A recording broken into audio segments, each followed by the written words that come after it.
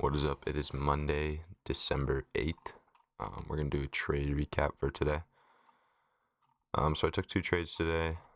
Coming into the day, I kind of had a neutral bias because we had both of these. We had a 4-hour high here, and then we also had a 4-hour low down here. With both this imbalance above, this is a daily imbalance. And then we have our old inversion with lots of levels of liquidity down below. So given this, I was kind of looking for more of a seek and destroy morning. And we also have FOMC this week, so I wasn't expecting much movement, but we ended up market opens and we take this previous high here. This is the 1-hour time frame. We take this previous high, we leave this high up here, but if I check ES, I think no, we did not make SMT. But once we saw this, once we took that high right here, I was interested in shorts due to all of this down here, quite a bit to the left down below. So I was looking for the highest time frame inversion for the entry, and also we did have SMT with this high. We did have SMT with this high, so we had SMT here, and then the highest time frame inversion was right here. This is the 3-minute time frame.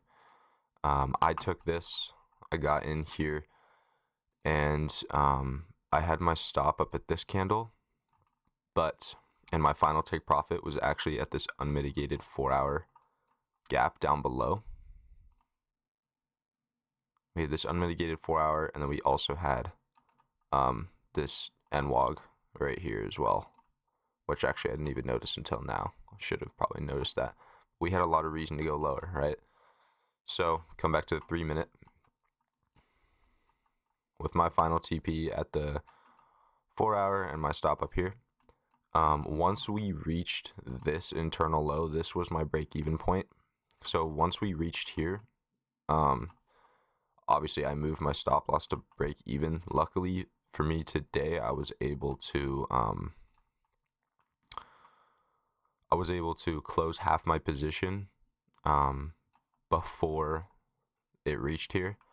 And so I think I made about 150 on this one. I closed half the contracts and moved my stop to break even. And what do you know, this candle comes up, drop to the 1-minute. This candle comes back up and stops me out right here. But then, as you can see, this inversion held,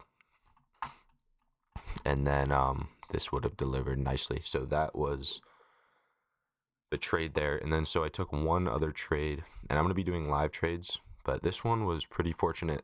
Basically, we have all this LR, right? We have all this LR here. We also, what else do we have? We have this 1-hour imbalance right here. This is a 1-hour and 15-minute overlap. This whole thing that's been unmitigated. And so I've been waiting for some sort of retrace, right? So basically, once I see we get this here, we get this inversion here, and I almost got in on this candle here, but we had failed it previously. I would have gone break even at this high if I would have gotten in here, but obviously we didn't get that, and so I could have got in there, but I chose not to. I chose to wait a little bit longer for some extra confirmation. Basically, then if we drop to the 30-second, we end up getting this. First off, we have this 1-minute IFVG to the downside. So I was thinking, okay, perfect. I could wait for this to close and then at least come down to here, and then I could take longs off of that. But then on the 30-second time frame, we get this immediate reversal. So we have this 30-minute IFVG now. If I mark out right here, so now we have this. Sorry, not 30-minute, 30-second IFVG now. So if I mark that out, you can see how we just get a V-shaped reversal here, and then we have all this LR we can run to the left. Let me mark this out as LR.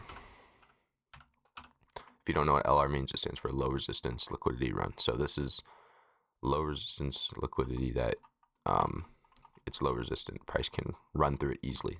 it's not high resistance liquidity. And then we obviously have our imbalance up above. So once I see this means we also, I entered in slightly late because it was just happening so quick, but I got in right here. TP was up, I believe. It wasn't at the start of the gap. It was like just beyond it because I wanted to make sure to have a good risk reward, while my stop was at this low right here. This low put in right there. So it ran, and we also, now that we had this, now that we have this 30 second IFEG, we also put in this 1 minute order block. So that's extra confirmation there. So we have this 1 minute order block, and then at the same time we're also delivering from this, I believe, this 2 minute order block. So we have, and then notice how price returns back to that level, touches it perfectly. So I noticed this too when we we're starting to go up. So we have 2 order blocks there, and then so if we have 2 order blocks stacked on top of each other, that makes this candle a propulsion block. This down close candle is a propulsion block. Or sorry, no. This candle is the propulsion block because it's the one that touched the old order block. So then that means now the next candle that touches that order block is the propulsion block. So that makes this touch the order block. That makes this candle the propulsion block right here. So it was just a lot of stacked confluences there. And then we got a nice delivery upward, and it happened pretty quick. I'm going to be doing live trades every, I'm going to be doing live trades most days and post full video, but every now and then I'm going to be doing trade recaps like this one, but I am going to be posting every day. So those were the 2 trades this morning, 1 break even and 1 win. Pretty good start to this week. I passed my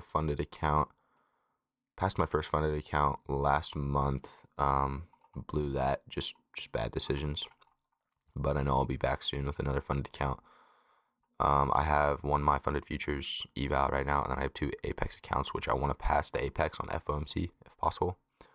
That would be nice. And then I want to start getting small, consistent payouts.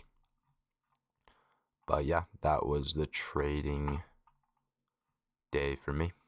I will catch you guys on Tuesday.